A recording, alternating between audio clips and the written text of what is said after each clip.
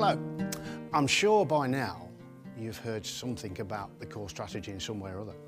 This short film has been made to explain exactly what it's all about and give you the details that you need to know to take part in the consultation. In what follows, we will explain what the core strategy is, what issues currently face the borough, what development we have got to accommodate, our vision for the future of the borough, as well as the options that could help us deliver that vision. So, what is the core strategy? Well, it may not sound very exciting, but the core strategy is a very important document because it will shape the future of the borough over the next 17 years. It's a document that will influence not only what the borough will look like in the future, but also the kind of place it will be to live, work, visit. The strategy will look at things like housing, employment, leisure and education, and will consider how all these things will work together to create a new community, as well as add to the ones that we're currently part of. The process is broken down into a number of stages, and we're at the first stage, called the issues and options stage. It's basically the first step in deciding what should go into the core strategy.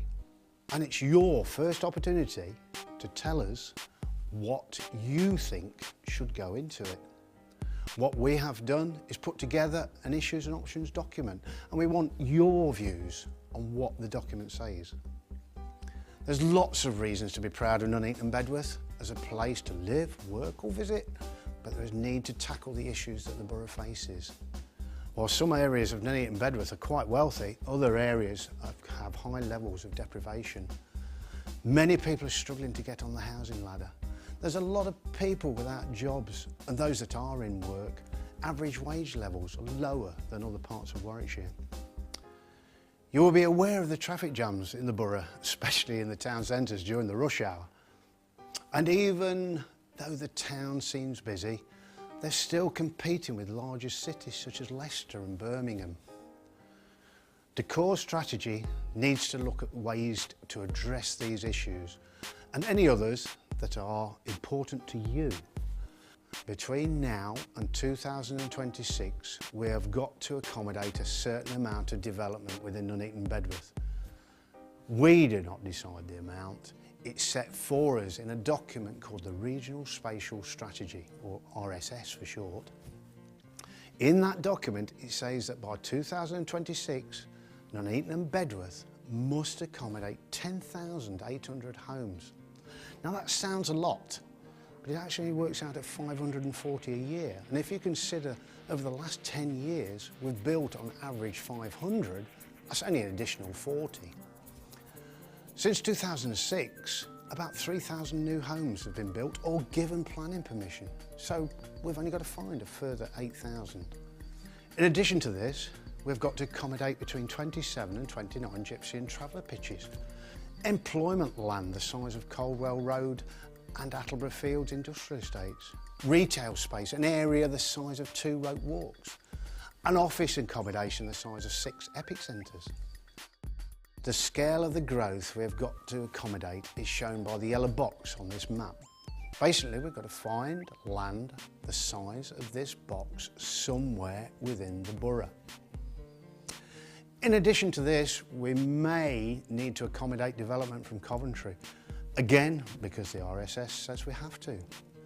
The RSS says that development that cannot be located within the Coventry boundaries should be located close by in Nuneaton and Bedworth and Warwick districts. We don't know how much this development will be. It's not sure yet. It will only be done as a last resort and probably after 2016. The core strategy sets out a vision for the future of the borough. Basically, what we would like Nuneaton Bedworth to look like in 2026. The issues and options document has a draft vision, and we want to know whether you agree with this vision. Would you like a borough where the quality of life is at least as good as the rest of Warwickshire? A borough that has a choice of housing, a place that enables you to improve your skills and get access to jobs, where the quality of the environment is improved. Crime, antisocial behaviour is greatly reduced, and the quality of people's health is better. Through this consultation, we want to know if you agree with this vision. If you think there is something missing or think that something should be added, then please let us know.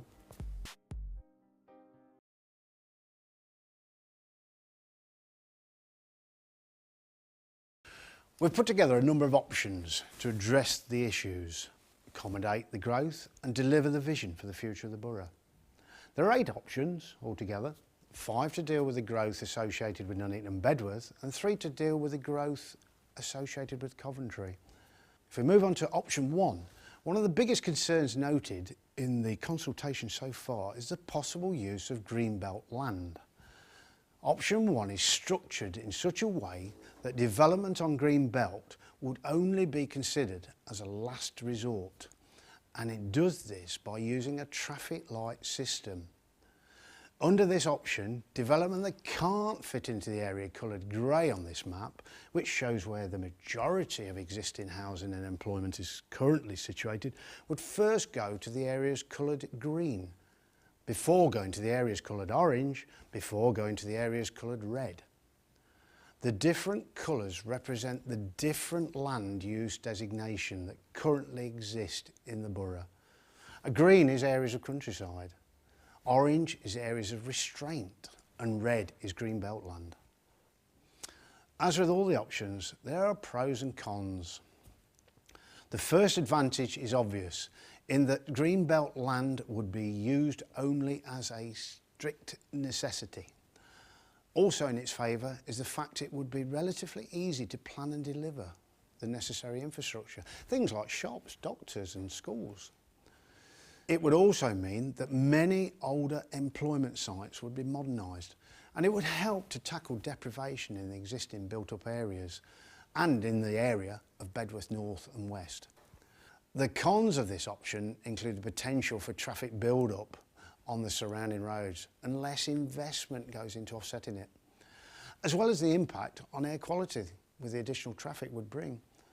Building in the north of the borough also would not tackle the problem of deprivation experienced elsewhere in the borough.